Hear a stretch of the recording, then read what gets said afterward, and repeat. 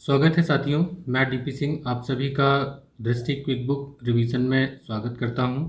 आज हम लोग पढ़ने वाले हैं बौद्ध धर्म। बौद्ध धर्म जिसमें बुद्ध का अर्थ होता है प्रकाशमान। इसके संस्थापक कौन थे? महात्मा बुद्ध। इनके बारे में जो प्रमुख जानकारी है उसको देखते हैं। इनके पिता सुद्धोधन कपिलवस्तु के शाक्यों के गणराजा थे। कहाँ? कपिलवस्तु के शाक्य। जब हमने आपको महाजनपद और 10 गणराज्य पढ़ाए थे तो वहाँ पर इसका उल्लेख हुआ था। बुद्ध का जन्म शाक्यों की राजधानी कपिलवस्तु के समीप लुम्बिनी में 563 ईसा पूर्व में हुआ था। इनकी माता महामाया देवी, इनके बारे में भी मैंने आपको बताया था, कोली गणराज्य, तो कोली गणराज्य की राजकुमारी थी। याद रखेंगे, कपिलवस्तु के शाक्य से थे महात्मा बुद्ध जो सुद्धोधन थे, और कोली गणराज्य से थी इनकी माता महामाया देवी। लेकिन होता क्या है कि जन्म के 7वें दिन ही इनकी माता की मृत्यु हो जाती है। तो इनका पालन पोषण इनकी मौसी प्रजापति गौतमी ने किया था। इनके बचपन का नाम सिद्धार्थ था। जो इनसे संबंधित जो जीवन परिचय है इनका, वो यहाँ पर एक बॉक्स में डिस्कस किया गया है, जो आपके लिए एक स्क्रीनशॉट भी हो सकता है। तो इनका जन्म 563 ईसा पूर्व, स्थान है लुम्बिनी, बचपन का नाम है सिद्धार्थ, पिता का नाम सुद्धोधन, कपिलवस्तु के शाक्यगढ़ के प्रधान थे, कोली गणराज्य की थी माया देवी इनकी माता, पालन पोषण हुआ प्रजापति गौतमी द्वारा। इनकी पत्नी का नाम था यशोधरा। यशोधरा के अन्य नाम भी मिलते हैं, गोपा, बिंबा, भद्रकच्छा। पुत्र का नाम था राहुल, घोड़े का नाम था कंथक, और सारथी का नाम था, कहीं चन्ना मिलता है कहीं चाण। इनकी जो मृत्यु होती है मल्लों की राजधानी कुशीनगर में होती है 483 ईसा पूर्व में। तो ये रहा इनका जीवन परिचय। शॉर्ट में थोड़ा सा डिस्कस कर इस बुक में किया गया है कि क्या क्या चीज़ें होती हैं, फटाफट देख लेते हैं। 16 वर्ष की अवस्था में सिद्धार्थ का विवाह शाक्य कुल की कन्या से यशोधरा से हुआ। संबंध कहाँ होता है? शाक्य कुल में ही यशोधरा से हुआ। एक पुत्र हुआ, नाम था राहुल। इनके जो 4 दृश्य हैं उनका क्रम पूछे जाते हैं, जिसकी वजह से इनके मन में वैराग्य की भावना उठी। तो पहला था वृद्ध व्यक्ति, दूसरा था बीमार व्यक्ति, तीसरा था मृत व्यक्ति, और चौथा सन्यासी। तो आप ऐसे याद रखें कि वृद्ध होने के बाद बीमार हुआ, मर गया, लेकिन जो प्रसन्न था बाद में वो सन्यासी ही था। तो ये 4 इसके क्रम अक्सर कर पूछे जाते हैं, जिनको आपको याद रखना चाहिए। इनके जीवन से संबंधित जो प्रतीक हैं इम्पॉर्टेंट हैं। जन्म का प्रतीक है कमल व सांड, जन्म का प्रतीक कमल व सांड। गृह त्याग का प्रतीक है घोड़ा। ज्ञान का प्रतीक है पीपल बोधि वृक्ष। निर्वाण का प्रतीक है पद चिन्ह, और मृत्यु या महापरिनिर्वाण का प्रतीक है स्तूप। ये मोस्ट इम्पॉर्टेंट है, इसका स्क्रीनशॉट लेके आप रख लें। 29 वर्ष की अवस्था में सांसारिक समस्याओं से व्यथित होकर गृह त्याग दिया था। तो इन्होंने घर कब त्यागा? 29 वर्ष में। इसे कहा क्या गया? महाभिनिष्क्रमण, घर से निकल जाना, महाभिनिष्क्रमण। कब? 29 वर्ष की अवस्था में। उसके बाद ये जाते हैं वैशाली के समीप, इनकी मुलाकात होती है सांख्य दर्शन के जो दार्शनिक थे आचार्य अलार कलाम। तो केस पुत्र के कलाम आपने गणराज्य में पढ़ा होगा। ये सारे गणराज्य देखिए शुरुआत में आपको पिछले चैप्टर में पढ़ाए जा चुके हैं। सांख्य दर्शन के दार्शनिक आचार्य अलार कलाम इनके प्रारंभिक गुरु हैं। और राजगृह के समीप इनकी मुलाकात होती है धर्माचार्य रुद्रक रामपुत्र। तो 2 इनके प्रारंभिक गुरु थे, अलार कलाम और रुद्रक रामपुत्र। तो इनकी मुलाकात वैशाली और राजगृह के समीप होती है। 6 वर्ष तक ये घोर तपस्या करते हैं। 35 वर्ष की आयु में इनको जो ज्ञान की प्राप्ति होती है उससे संबंधित कई पॉइंट हैं जो हमेशा पूछे जाते हैं, उनको हाईलाइट कर देता हूँ। वैशाख पूर्णिमा की तिथि थी। रात में पीपल बोधि वृक्ष के नीचे नदी का नाम पूछा जाता है। तो निरंजना, जिसका वर्तमान में पुनपुन नदी है। सिद्धार्थ इनका प्राचीन नाम, पहले बचपन का नाम, इनको ज्ञान की प्राप्ति हुआ। उसके बाद वो क्या कहलाए? तथागत कहलाए। तो ये इम्पॉर्टेंट है, इनको आप याद रखें। उस समय उनकी आयु कितनी थी? 35 वर्ष। ज्ञान प्राप्ति के बाद गौतम बुद्ध के नाम से भी प्रसिद्ध हुए। बुद्ध और मार क्या हैं? तो मार जो है वो कामदेव, जो कामुक शक्तियाँ हैं।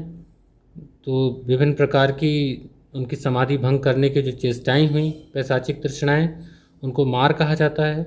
और बुद्ध गौतम बुद्ध को कहा जाता है। धर्मचक्र प्रवर्तन क्या है? तो देखिए, जो वर्तमान बोध गया है, उरुवेला से बुद्ध सारनाथ यानी कि ऋषिपत्नम या मृगदाव आए। तो सीधे सीधे कहा जाए तो बोध गया से सारनाथ जब आए तो यहाँ पर उन्हें 5 ब्राह्मण सन्यासियों को अपना प्रथम उपदेश दिया। इसी को कहा गया धर्मचक्र प्रवर्तन। कितने सन्यासियों को? 5 ब्राह्मण सन्यासियों को। इनके जो शिष्य थे, अनुयायी बने, वो प्रथम 2 शूद्र थे, तपस्सु एवं भल्लिक। राजगृह पहुंचने पर बिंबिसार ने उनका स्वागत किया। कौन राजा? बिंबिसार ने उनका स्वागत किया और उनको विहार, यहाँ पर देखिए, यहाँ पर बौद्ध को कई विहार मिलेंगे तो इनको थोड़ा सा ध्यान रखिएगा। तो वेणुवन उनको वेणुवन विहार दान में देते हैं। राजगृह में ही सारिपुत्र, महामोदगलायन, उपाली, अभय आदि इनके शिष्य बनते हैं। ज्ञान प्राप्ति के 8वें वर्ष वैशाली के लिच्छवियों ने बुद्ध को वैशाली आमंत्रित किया और कूटाग्रशाला नामक विहार दान में दिया। वेणुवन बिंबिसार ने दिया, कूटाग्रशाला वैशाली के लिच्छवियों ने दिया। अपने शिष्य आनंद के कहने पर बुद्ध ने वैशाली में महिलाओं को संघ में प्रवेश की अनुमति दी। पहली कौन थी? तो प्रजापति गौतमी पहली भिक्षुणी थी। अब कौशाम्बी का शासक उदयन का ही नाम मिलता है। बौद्ध भिक्षु पिंडोला भारद्वाज के प्रभाव से बौद्ध बन गया और घोषिताराम विहार भिक्षु संघ को प्रदान किया। तो उदयन ने घोषिताराम विहार, वैशाली के लिच्छवियों ने कूटाग्रशाला विहार और बिंबिसार ने वेणुवन विहार दान में दिया। ठीक है, तो ये वैशाली कब आए? ज्ञान प्राप्ति के 8वें वर्ष। अब ज्ञान प्राप्ति के 20वें वर्ष, ये ईयर पूछे जाते हैं। ज्ञान प्राप्ति के 20वें वर्ष बुद्ध श्रावस्ती पहुँचे। वहाँ पर उन्होंने अंगुलीमाल नामक डाकू को अपना शिष्य बनाया। एक क्वेश्चन आता है कि सर्वाधिक उपदेश कहाँ पर दिया? तो कौशल राज्य की राजधानी श्रावस्ती में दिया। अंतिम उपदेश कहाँ दिया? तो कुशीनगर में दिया। किसको दिया? सुभद्र को दिया था। मगध को उन्होंने अपना प्रचार केंद्र बनाया था। तो अंतिम उपदेश उन्होंने सुभद्र को दिया था, कुशीनगर में दिया था, सर्वाधिक उपदेश श्रावस्ती में दिया था और मगध को उन्होंने अपना प्रचार केंद्र बनाया था। इनके महापरिनिर्वाण से संबंधित जो फैक्ट है, तो इनका जो अंतिम काल है वो हिरण्यवती नदी के तट पर इनके शिष्य थे चुंद। इन्हीं के यहाँ सूकर माधव भोज्य सामग्री खाई, लेकिन इसके बाद ये अतिसार रोग से पीड़ित हो गए। यहीं पर 483 ईसा पूर्व में इनकी उम्र थी 80 वर्ष में इनकी मृत्यु हो गई। इसे ही महापरिनिर्वाण कहा जाता है। मृत्यु के पूर्व कुशीनारा के परिव्राजक सुभद्र को उन्होंने अपना अंतिम उपदेश दिया था। तो अंतिम उपदेश किसको दिया था? सुभद्र को। देखिए, महापरिनिर्वाण के बाद बुद्ध के अवशेष को 8 जगह पर रखा गया, वहीं पर स्तूप बनाए गए। इसमें थे मगध, वैशाली, कपिलवस्तु, अलकप, रामग्राम, पावा, कुशीनारा, वेथाद्वीप। यहाँ भेजा गया। इन्हीं 8 क्षेत्रों में स्तूप बनाए गए। इसके बाद बौद्ध धर्म की शिक्षाएं एवं सिद्धांत हैं, इनको देखते हैं। बुद्ध ने आम जनता की भाषा पाली में उपदेश दिए। इनके अनुसार सृष्टि दुखमय, क्षणिक एवं आत्मविहीन है। ये ईश्वर एवं अपौरुषीय वेद की सत्ता को अस्वीकार करते हैं। जन्म आधारित वर्ण व्यवस्था को भी अस्वीकार किया है। इन्होंने संपूर्ण जगत पर एक सिद्धांत लागू किया है, प्रतीत्य समुत्पाद। क्या है ये? एक वस्तु के विनाश के पश्चात दूसरे की उत्पत्ति होती है। प्रत्येक घटना के पीछे कार्य कारण का संबंध है। कार्य कारण का यही संबंध प्रतीत्य समुत्पाद के नाम से जाना जाता है। इसके बाद इन्होंने बताया कि निर्वाण प्राप्त करने को कहा कि इच्छाओं और तृष्णाओं से छुटकारा यदि मिल जाता है, जिससे जन्म मरण के बंधन से मुक्ति मिले, तो निर्वाण प्राप्त हो सकता है। निर्वाण का अर्थ क्या है? दीपक का बुझ जाना, अर्थात जीवन मरण के चक्र से मुक्त हो जाना। बुद्ध ने मध्यम मार्ग, मध्यम प्रतिपदा का उपदेश दिया है। किसी प्रकार की कट्टरता नहीं थी। इनका जो दर्शन है वो मध्यम प्रतिपदा था। बौद्ध धर्म के त्रिरत्न कौन थे? तो आपने पढ़ा ही होगा, बुद्धम शरणम गच्छामि, धम्मम शरणम गच्छामि, संघम शरणम गच्छामि। तो बुद्ध, धम्म, संघ, इनके त्रिरत्न थे। 4 आर्य सत्य कौन से हैं? दुख, दुख समुदाय, दुख निरोध, दुख निरोधगामिनी प्रतिपदा। अब ये अष्टांगिक मार्ग इनके कौन से हैं? तो देखिए, गौतम बुद्ध ने 4 आर्य सत्य में दुख निरोध का उपाय बताया। इसे दुख निरोधगामिनी प्रतिपदा कहा जाता है। इसे मध्यमा प्रतिपदा या मध्यम मार्ग भी कहते हैं। इसके 8 सोपान हैं। जो मध्यम प्रतिपदा है इसमें 8 सोपान हैं, इसलिए इसको अष्टांगिक मार्ग कहते हैं, जो यहाँ पर हेडलाइन है। 8 सोपान कौन कौन से हैं? तो सब में सम्यक लगा होगा। जैसे सम्यक दृष्टि, इसका मतलब क्या हुआ, वस्तु के वास्तविक स्वरूप की समझ। सम्यक संकल्प, सम्यक वाक, सम्यक कर्मांत। इनका अर्थ क्या होगा, सम्यक संकल्प लोभ द्वेष व हिंसा से मुक्त विचार, सम्यक वाक अप्रिय वचनों का त्याग, सम्यक कर्मांत सत्कर्मों का अनुसरण। बाकी जो चार हैं, सम्यक आजीव, सम्यक व्यायाम, सम्यक स्मृति, सम्यक समाधि। सम्यक आजीव क्या है, सदाचार युक्त आजीविका। सम्यक व्यायाम मानसिक शारीरिक स्वास्थ्य, सम्यक स्मृति सात्विक भाव, सम्यक समाधि एकाग्रता। तो इन अष्टांगिक मार्गों का पालन करने के बाद मनुष्य की भौतिकता नष्ट हो जाती है, उससे निर्वाण प्राप्त हो सकता है, ऐसा बुद्ध के अनुसार कहा गया है। अब बौद्ध धर्म में निर्वाण प्राप्ति के लिए सदाचार और नैतिक जीवन पर बहुत बल दिया गया है। तो ऐसे में क्या था कि 10 सील का अनुशीलन नैतिक जीवन के लिए आधार माना गया। ये 10 सील कौन से हैं, तो आप देखेंगे कि इनमें से आपने पढ़ा होगा सत्य, अहिंसा, अस्तेय, अपरिग्रह, ब्रह्मचर्य। इनको तो आपने 5 में जैन में पढ़ा ही होगा, तो वो लगभग 5 इसमें भी हैं। हालांकि इसमें ब्रह्मचर्य को लिखा गया है स्त्रियों से दूर रहना। तो एक क्रम से पढ़ लेते हैं कि 10 सील कौन से हैं। अहिंसा, सत्य, अस्तेय, अपरिग्रह, मद्य का सेवन न करना, असमय भोजन न करना, सुख पर बिस्तर पर न सोना, आभूषणों का त्याग, स्त्रियों से दूर रहना, व्यभिचार आदि से दूर रहना। तो 5 तो हो गए वो जो आपने जैन में पढ़े थे, सत्य, अहिंसा, अस्तेय, परिग्रह और ब्रह्मचर्य। अब इसके बाद इसमें जो 5 हैं, तो देखिए इसमें मद्य सेवन को मना किया गया है, ये वाला आपको याद हो जाएगा। कुछ और आभूषणों का त्याग मना किया गया है। 2 आपकी जो सुविधाएं हैं, एक असमय भोजन न करना और सुखपद बिस्तर पर न सोना, और इसके अलावा व्यभिचार से भी से दूर रहने का इसमें निर्देश दिया गया है। तो इसमें क्या था, गृहस्थों के लिए केवल 5 सील और भिक्षुओं के लिए 10 सील मानना अनिवार्य था। तो ये हो गया इनके 10 सील। बौद्ध धर्म का दर्शन किस पर आधारित था, इनसे संबंधित क्या तथ्य हैं उनको देखते हैं। अनीश्वरवाद, शून्यतावाद, अनात्मवाद, क्षणिकवाद, इन्हीं आधार पर बौद्ध धर्म का दर्शन चलता है।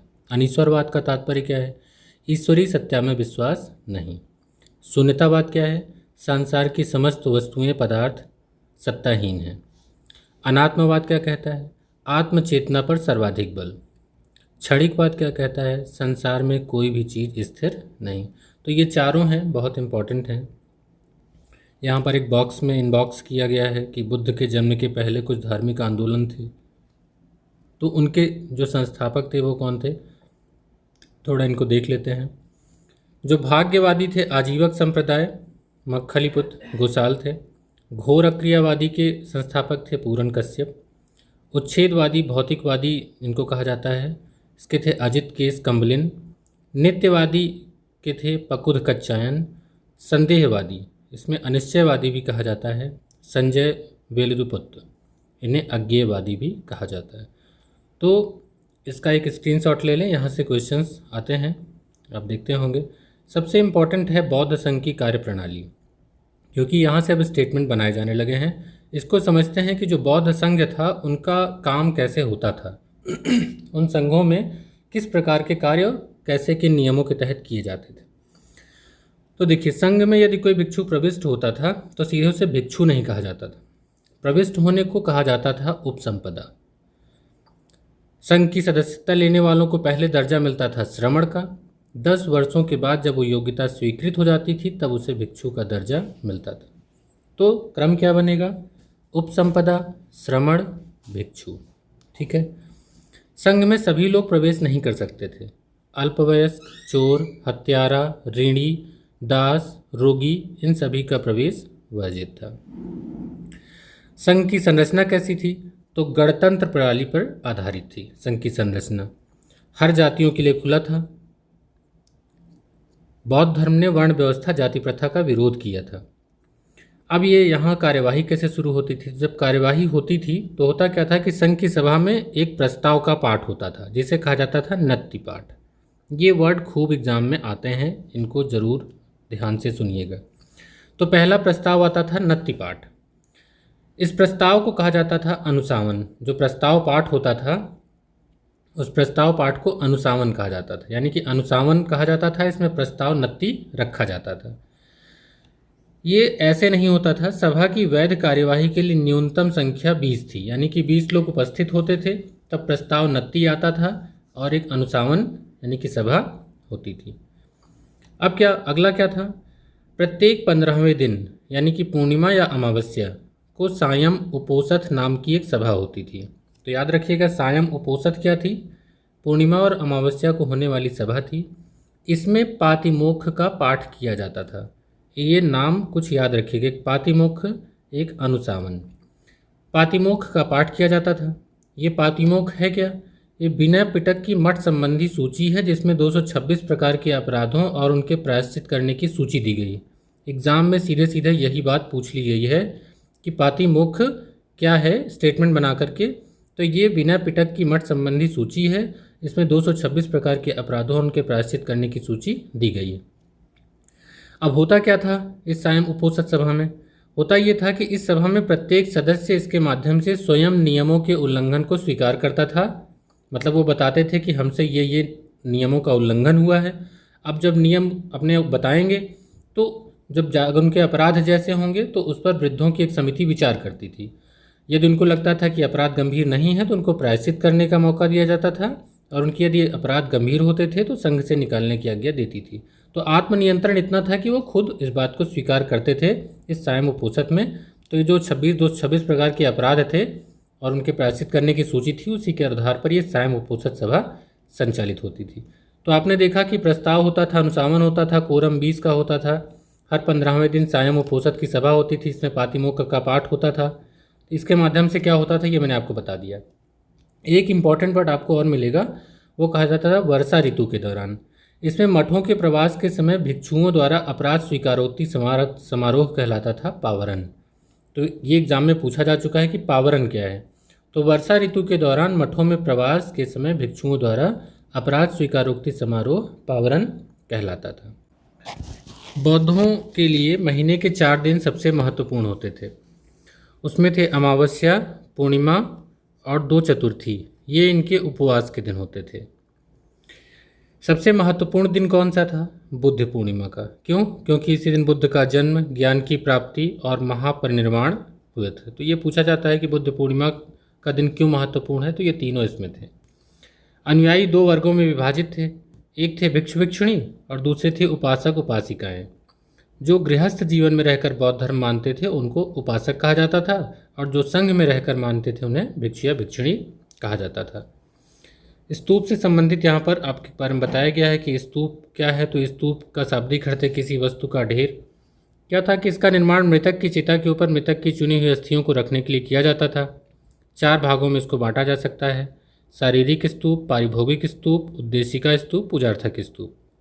शारीरिक स्तूप में क्या था? तो इसमें बुद्ध के शरीर, धातु, केस, दंत आदि को रखा जाता था। पारिभोगिक में इसमें महात्मा बुद्ध द्वारा उपयोग की गई वस्तुओं को रखा जाता था, जैसे भिक्षा पात्र, चीवर, संघाटी, पादुका। उद्देशिका स्तूप में क्या था? बुद्ध के जीवन से जुड़ी घटनाओं से जो संबंधित थे, स्मृति से संबंधित। पूजार्थक स्तूप क्या था? तो बुद्ध की श्रद्धा से वशीभूत जो धनवान व्यक्ति बनवाते थे तीर्थ स्थानों पर, उसे पूजार्थक स्तूप कहा गया है। स्तूप के कुछ महत्वपूर्ण हिस्से होते हैं, उनका नाम पूछा जाता है, जैसे वेदिका, मेधी, अन्न, हर्मिका। इनको देख लेते हैं। वेदिका रेलिंग है, मेधी कुर्सी है। तो रेलिंग आप जानते हैं कि सुरक्षा के लिए होता है। मेधी जो होती है वो चबूतरा था जिस पर स्तूप का मुख्य हिस्सा होता था। अंड स्तूप का अर्धगोलाकार हिस्सा होता था। हर्मिका क्या होता था? स्तूप के शिखर पर अस्थि की रक्षा के लिए होता था हर्मिका। छत्र धार्मिक चिन्ह का प्रतीक था। सोपान मेधी पर चढ़ने उतरने हेतु सीढ़ी। ये चैत्य और विहार क्या है, इनमें अंतर क्या है? चैत्य का शाब्दिक अर्थ होता है चिता संबंधी। एक चैत्य एक बौद्ध मंदिर है जिसमें एक स्तूप समाहित होता है। पूजार्थक स्तूप को चैत्य कहा जाता है। विहार क्या है? बौद्ध चैत्यों के पास भिक्षुओं के रहने के लिए आवास बनाया जाता था, जिसे विहार कहा जाता था। चैत्यों के उपासना स्थल में परिवर्तित हो जाने के कारण उसके समीप ही विहार का निर्माण होने लगा। तो इन दोनों में अंतर या स्टेटमेंट पूछा जाए तो इनको आप आंसर टिक कर सकते हैं। प्रसिद्ध बौद्ध स्थल कौन कौन से हैं? तो एक जैसे महाबोधि मंदिर कहाँ पर है, ये उससे संबंधित है, मिलाने के लिए आ सकता है। महाबोधि मंदिर बिहार, द वाट थाई मंदिर, महापरिनिर्वाण मंदिर उत्तर प्रदेश, चौखंडी स्तूप धर्मराजिका स्तूप, धमेक स्तूप उत्तर प्रदेश में। इस प्रकार बौद्ध धर्म की सर्वाधिक महत्वपूर्ण देन क्या है? तो भारतीय कला एवं स्थापत्य के विकास में सांची, भरहुत, अमरावती के स्तूप हैं, अशोक के शिला स्तंभ हैं, कार्ले की बौद्ध गुफाएं हैं, अजंता एलोरा बाघ बराबर की गुफाएं हैं, जो इसकी सर्वश्रेष्ठ कृतियां हैं। बुद्ध की प्रथम मूर्ति संभवतः मथुरा कला में बनी थी। सर्वाधिक बुद्ध मूर्तियों का निर्माण गांधार शैली में हुआ था। बौद्ध संगीतियों को देखते हैं, इसको याद करने की कोशिश करते हैं क्योंकि यहाँ से क्वेश्चन कई पूछे जाते हैं। तो देखिए 4 बौद्ध संगीतियाँ हुई थी। ये इनको याद करने के लिए एक दोहा है, राजा महाराजा आजा, वैशाली सबका काल है, पटाओ मत आशिक कुंवर मित्र कंगाल है। इसका तात्पर्य क्या हुआ? एक लाइन में आपका एक संगीत ही कवर हो रहा है। जैसे राजा महाराजा आजा, तो राजा का मतलब हुआ राजगृह, महाराजा का मतलब हुआ उसके अध्यक्ष महाकश्यप, आजा अजातशत्रु। तो प्रथम में हो गए राजा महाराजा आजा। द्वितीय में देखते हैं वैशाली सबका काल है, तो वैशाली सबका मतलब सभाकामी और काल कालाशोक, दूसरा हो गया। तीसरा है पटाओ मत आशिक, तो पटाओ पाटलिपुत्र, मत मोगलपुत्तिस्य, आशिक अशोक। चौथा हो गया कुंवर मित्र कंगाल है, तो कुंवर से हो गया कुंडलवन, मित्र वसु मित्र हो गए और कंगाल कनिष्क। तो ऐसा कुछ इसमें नहीं है, याद करने का तरीका है। तो राजा महाराजा आजा, वैशाली सबका काल है, पटाओ मत आशिक, कुंवर मित्र कंगाल है। तो ये 4 आपकी बौद्ध संगीतियाँ हो गई जिनको आप अलग अलग ट्रिक से भी याद कर सकते हैं।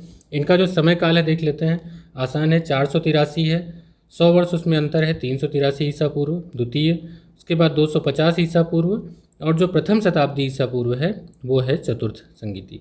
तो ये इंपॉर्टेंट है, यहाँ से क्वेश्चन हमेशा पूछे जाते हैं, इनको जरूर पढ़िएगा। इनमें क्या क्या हुआ था वो थोड़ा देख लेते हैं क्योंकि वो इम्पॉर्टेंट है। देखिए जो प्रथम बौद्ध संगीति हुई उसमें बुद्ध के उपदेशों को सुत्त पिटक भिन्न पिटक में अलग अलग करके संकलित किया गया। दूसरी में क्या हुआ कि इसमें मतभेद हो गया, एक स्थविर बना, एक महासंघी गुटों में ये विभाजित हो गया। तीसरी में क्या हुआ, तीसरा पिटक, आप जानते हैं कि बिना पिटक सुत्त पिटक पहले में हो गया था, तो तीसरे वाले में तीसरा पिटक अभिधम पिटक का संकलन हुआ। चौथे में जो दूसरे में मतभेद हुआ था स्थविर और महासंगिक, तो वही स्थविर कहलाए हीनयान और महासंगिक कहलाए महायान। इसमें बौद्ध धर्म 2 संप्रदायों में विभाजित हो गया। तो यहाँ से भी क्वेश्चन पूछे जाते हैं, इनको आप स्क्रीनशॉट लेकर के रख लें। हीनयान महायान में अंतर क्या है? देखिए इनके एक तो अलग अलग संप्रदाय हैं। जैसे हीनयान का संप्रदाय क्या है, ये इंपॉर्टेंट है। देखिए ये मिलता भी नहीं जल्दी, इसको ध्यान से देखिएगा। वैभाषिक सौत्रांतिक, ये हीनयान के प्रमुख संप्रदाय हैं। इसके उप संप्रदाय भी हैं, स्थविरवादी, सर्वास्तिवादी, सम्मितीय। तो ये किसके हैं? हीनयान के हैं। महायान का कौन सा है? देखिए महायान में है शून्यवाद या माध्यमिका, विज्ञानवाद या योगाचार। तो दोनों में एक तो ये डिफरेंस हो गया संप्रदायों का, ठीक है। अब इसके बाद इनकी मान्यताओं को लेकर देखते हैं। बौद्ध धर्म के अंतर्गत सर्वास्तवादियों की मान्यता थी कि फिनोमेना के अवयव पूर्णतः क्षणिक नहीं है अपितु अव्यक्त रूप में सदैव विद्यमान रहते हैं। ये सर्वास्तिवादियों की मान्यता थी।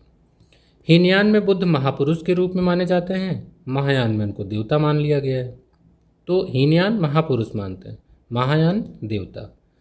हीनयान में बुद्ध को प्रतीकों के रूप में दर्शाया गया है, जबकि महायान में मूर्ति पूजा शुरू हो गई। तो हीनयान बुद्ध प्रतीक, महायान मूर्ति पूजा। हीनयान कहता है स्वयं के प्रयत्नों पर बल दीजिए, महायान गुणों के स्थानांतरण पर बल देता है।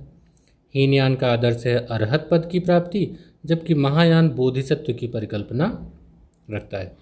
तो पूछा जाता है बोधिसत्व की परिकल्पना किस संप्रदाय के तहत की गई है? तो बौद्ध धर्म के महायान के तहत। अब बोधिसत्व है क्या? देखिए बोधिसत्व करुणा में माने गए हैं। इनको लेकर स्टेटमेंट आया था एग्जाम में, तो उस पर थोड़ा सा डिस्कस करते हैं। इसका आदर्श है बोधिसत्व महायान का, ये करुणा में माने गए हैं। ये क्या करते हैं? जो समस्त प्राणियों को प्रबोध के मार्ग पर चलने में सहायता करने के लिए स्वयं की निर्माण प्राप्ति विलंबित करते हैं, ठीक है। दूसरी बात क्या होगी? ये मानव अथवा पशु किसी भी रूप में हो सकते हैं। महायान का आदर्श बोधिसत्व अवलोकितेश्वर था, जिसे पद्मपाणि, अमिताभ, मंजूनाथ, मैत्रेय आदि नामों से भी जाना जाता है। ये बोधिसत्व का अंकन कहाँ मिलता है 11 सिरों का? तो कन्हेरी शैलकृत गुफा में। जो ये बोधिसत्व है, तो 11 सिरों के बोधिसत्व का अंकन कहाँ मिलता है? कन्हेरी शैलकृत गुफा में। एक संप्रदाय आता है इसी के तहत, वज्रयान संप्रदाय। इसमें देख लेते हैं, थोड़ा आगे चलते हैं। 7वीं 8वीं शताब्दी के आते आते बौद्ध धर्म के नियमों में परिवर्तन हो गया, जिससे वज्रयान संप्रदाय का उदय हुआ। इसमें बुद्ध को अलौकिक शक्तियों वाला पुरुष माना गया है। इस संप्रदाय के सिद्धांत मंजूश्री मूलकल्प और गुह्य समाज नामक ग्रंथों में मिलते हैं। इसमें क्या है? तंत्र मंत्र पर बल दिया गया है और बुद्ध को देवी तारा से जोड़ा गया है। इसमें जो साधु हैं गुह्य साधना का प्रयोग करने लगे, पंचमकार की साधना करने लगे। पंचमकार क्या था? मद्य, मांस, मैथुन, मत्स्य, मुद्रा। वज्रयान संप्रदाय के अंतर्गत 10वीं शताब्दी में एक अन्य संप्रदाय आया, कालचक्रयान। तो ये सभी बौद्ध से संबंधित हैं, इसलिए यहाँ पर इसका डिस्कस किया गया है। इसमें सर्वोच्च देवता श्री कालचक्र को माना गया है। ये संप्रदाय तिब्बत एवं चीन में विशेष रूप से प्रचलित हुआ, कालचक्रयान। बौद्ध साहित्य देखते हैं। देखिए, बौद्ध साहित्य जो मैंने आपको बताया कि प्रथम जो संगीति हुई उसमें पहले 2 सुत्त पिटक और विनय पिटक और तीसरे वाले में अभिधम पिटक का संकलन किया गया। अब ये इनको अलग अलग थोड़ा सा डिस्कस करते हैं कि सुत्त पिटक है क्या। सुत्त पिटक का शाब्दिक अर्थ है धर्मोपदेश। इसमें क्या दिया है? बौद्ध धर्म के सिद्धांतों का उल्लेख है। 5 निकाय हैं, दीर्घ निकाय, मध्यम निकाय, संयुक्त निकाय, अंगत्तुर निकाय, खुद्दक निकाय। इनका अगर आप डिटेल पढ़ना चाहते हैं कि स्क्रीनशॉट ले लें। तो ये सुत्त पिटक है, इसकी रचना है आनंद ने की थी। विनय पिटक, तो विनय पिटक में क्या है? बौद्ध मठों में रहने वाले भिक्षु भिक्षुणियों के अनुशासन संबंधी नियम दिए गए हैं। ठीक है। बौद्ध संघ की कार्यप्रणाली की व्यवस्था भी इसी ग्रंथ में उल्लिखित है। तो अनुशासन, कार्यप्रणाली इसी में लिखी है। इसके जो अलग अलग खंड हैं वो हैं सुत्त, विभंग, खंदक, परिवार। इसकी रचना किसने की थी? उपाली ने। तीसरा है अभिधम पिटक। तृतीय बौद्ध संगीति में इसका संकलन हुआ था। इसमें क्या किया गया है? महात्मा बुद्ध के उपदेशों एवं सिद्धांतों तथा बौद्ध मतों की दार्शनिक व्याख्या की गई है। तो इसका संकलन अशोक के समय संपन्न तृतीय बौद्ध संगीति में मोगलिपुत्तिस ने किया था। कुछ अन्य बौद्ध ग्रंथ भी हैं जिनसे क्वेश्चन पूछे जाते हैं, जैसे मिलिंद पन्नो, दीपवंश, महावंश, जातक कथाएं, महावस्तु हैं। थोड़ा इनको देख लेते हैं। मिलिंद पन्नो में क्या है? ईसा की प्रथम 2 शताब्दियों के भारतीय जनजीवन के विषय में जानकारी मिलती है, जिसमें मिनांडर और बौद्ध भिक्षु नागसेन के बीच बौद्ध मत पर वार्ता का वर्णन मिलता है। दीपवंश में सिंघल द्वीप श्रीलंका के इतिहास का वर्णन मिलता है। महावंश में क्या है? मगध के राजाओं की क्रमबद्ध सूची मिलती है। इसके रचयिता थे मदंत महानाम। जातक कथाओं में क्या मिलता है? ये क्वेश्चन पूछा गया है। बुद्ध के पूर्व जन्मों की कथाएं हैं, ये पाली भाषा में रचित है। महावस्तु क्या है? तो ये विनय पिटक से संबंधित ग्रंथ। हाल ही में कुछ क्वेश्चन बुद्ध की मुद्राओं को लेकर के आए हैं। भूमि स्पर्श मुद्रा, अभय मुद्रा, ज्ञान मुद्रा, वरद मुद्रा, धर्मचक्र मुद्रा। तो किस मुद्रा में वो बैठे हुए हैं, किस मुद्रा में उनके जो बनाया गया है उनकी मूर्तियाँ, उनको लेकर के है। तो इनसे संबंधित थोड़ा सा पूछा जाता है कि धर्मचक्र मुद्रा कैसी है। तो दरअसल ये उनके जीवन के उन महत्वपूर्ण क्षणों के ऊपर केंद्रित है जब वो प्रबोधन के पश्चात पहली बार धर्मोपदेश दे रहे थे। तो ये धर्मचक्र मुद्रा कहलाती है। अभय मुद्रा क्या इसका क्या मतलब है? तो ये शांति, सुरक्षा, दयालुता, भयमुक्ता का प्रतीक है। भूमि स्पर्श मुद्रा कैसी है? तो ये जो इनकी भावभंगिमा बनाई गई है उनके ज्ञान प्राप्ति, प्रबोधन का संकेतक है। ज्ञान मुद्रा में क्या है? तो बुद्ध के अंगूठे के स्पर्श से चक्र के निर्माण और हथेली से सीने के स्पर्श को ज्ञान मुद्रा को प्रदर्शित करती है। तो ये ज्ञान मुद्रा हुई। वरद मुद्रा में क्या है? तो ये ऊर्जा की प्राप्ति के लिए पूर्णतः समर्पित होने का गुण सिखाती है। अब पूछा जा सकता है कि बौद्ध धर्म इतना लोकप्रिय क्यों हुआ? अभी भी आज भी इसके जो है बौद्ध धर्म का विस्तार काफ़ी हुआ। तो एक तो इसमें जटिल दार्शनिक वाद विवाद नहीं था, जो कि आप जैन में देख रहे थे। लोक भाषा पाली में इन्होंने उपदेश दिया और उससे भी बड़ी बात ये थी कि इसको राजकीय संरक्षण प्राप्त था। इन्होंने उस समय वर्ण व्यवस्था को अस्वीकार किया, जो इनके विस्तार का सबसे प्रमुख कारण रहा। इनमें लचीलापन था क्योंकि इन्होंने मध्यमवाद का रास्ता अपनाया और समय समय पर बौद्ध संगीतियों का भी आयोजन हुआ, जिससे इनका संकलन, लोगों से इनका कनेक्शन बना रहा। ठीक है, तो ये इनके इम्पोर्टेंट रहे। बौद्ध धर्म का प्रभाव क्या होता है? तो आर्थिक क्षेत्र में चूँकि जो धन लोलुपता में थोड़ी कमी आई, सामाजिक क्षेत्र में स्त्रियों शूद्रों के लिए स्थान अच्छा मिला, हीनता से मुक्ति मिली।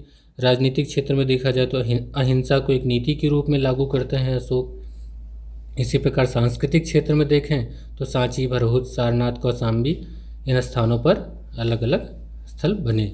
पतन के कारण क्या थे? तो देखिए, सबसे बड़ा पतन का कारण ये था कि जो ब्राह्मण धर्म है वो आता है। बुद्ध को ब्राह्मणों ने विष्णु का अवतार मानकर वैष्णव धर्म में समाहित कर लिया। तो जो मूल था उसी को उन्होंने अपने धर्म का भाग मान लिया। इससे बौद्ध धर्म की जो विशिष्टता थी वो थोड़ी धूमिल हुई। बौद्ध धर्म में कर्मकांडों का प्रारंभ कुछ हो गया। जो बौद्ध भिक्षु थे आम लोगों से थोड़े दूर जाने लगे, पाली भाषा को त्याग कर संस्कृत अपनाने लगे। कुछ मठ विहार कुरीतियों के भी केंद्र बन गए। धन संचय होने के कारण वहाँ पर आक्रमणकारियों का भी शिकार हुए इनके जो बौद्ध मठ थे। हाँ, उससे सबसे बड़ा कारण ये था कि जो राजकीय संरक्षण था उसका अंत हो गया, क्योंकि जो इसके बाद आएंगे देखेंगे मौर्य उत्तर काल में, तो शुंग, कर्ण, आंध्र सातवाहन, गुप्तवंशी शासक, ये सब ब्राह्मण धर्म को संरक्षण देते हैं। बौद्ध धर्म को बहुत कम ही संरक्षण प्राप्त होता है, ना के बराबर। तो इसका होता यह है कि बौद्ध धर्म एक राष्ट्रीय धर्म न होकर के इसका पतन होने लगा। शैव धर्म से भी इसकी प्रतिबद्धता हुई। आप देखेंगे कि बंगाल का जो शैव शासक शशांक था उसने बोध गया को कि बोधि वृक्ष को कटवा दिया था। तो शैव धर्म से भी इसकी प्रतिद्वंदता होती है। अब देखा जाए कि बौद्ध और जैन में क्या समानताएं हैं और क्या असमानताएं हैं, इनको देकर के हम लोग ये जो लेक्चर है इसको समराइज़ करते हैं। तो बौद्ध धर्म पहले समानता देख लेते हैं। 3 प्रमुख समानता देखने को मिलती है। एक तो इनके संस्थापक क्षत्रिय कुल से थे। दोनों धर्म वेदों की प्रामाण्यता के प्रति अनास्था है। तीसरा क्या है? कर्मकांडों के फलीभूत होने का निषेध किया गया है। कर्म व पुनर्जन्म दोनों मानते हैं। ठीक है। असमानता क्या है? बौद्ध निर्वाण इसी जीवन में मानते हैं, जबकि जैन शरीर से मुक्ति के बाद इसे संभव मानते हैं। दूसरा क्या है? बौद्ध मत मुक्ति हेतु मध्यम मार्ग बताता है, जबकि जैन कठोर साधना पर बल देता है। बुद्ध ने जाति प्रथा की कठोर निंदा की है। महावीर ने समर्थन नहीं किया जाति प्रथा का, लेकिन उन्होंने इसकी निंदा भी नहीं की। तो इसकी अपेक्षा जो है उन्होंने अहिंसा परिग्रह पर थोड़ा अधिक बल दिया है बुद्ध की अपेक्षा। मुख्यतः बौद्ध धर्म में पाली का प्रयोग हुआ, जैन धर्म में प्राकृत का प्रयोग हुआ। बाद में तो भाषाएं उसमें आई, लेकिन मुख्यतः जो भाषाएं प्रयोग की गई बौद्ध धर्म में पाली का और जैन धर्म में प्राकृत का। तो इस तरीके से हमने बौद्ध धर्म को यहाँ पर समराइज़ किया। मेरे साथ आपने पढ़ा। मुझे लगता है कि आपकी ये जो चैप्टर है ये आपके लिए उपयोगी रहा होगा। आगे पढ़ेंगे जो और हैं शैव धर्म, भागवत धर्म, इस्लाम धर्म, उन सभी के बारे में थोड़ा सा समराइज़ करेंगे, प्रैक्टिस सेट हल करेंगे और ये चैप्टर कंप्लीट हो जाएगा। तो अगर आपको ये वीडियो पसंद आया हो, प्लेलिस्ट विजिट करें, वहाँ से और भी लेक्चर्स आप देख सकते हैं। लाइक करें, दोस्तों के साथ शेयर करें। मिलते हैं अगले वीडियो के साथ, तब तक के लिए गुड बाय।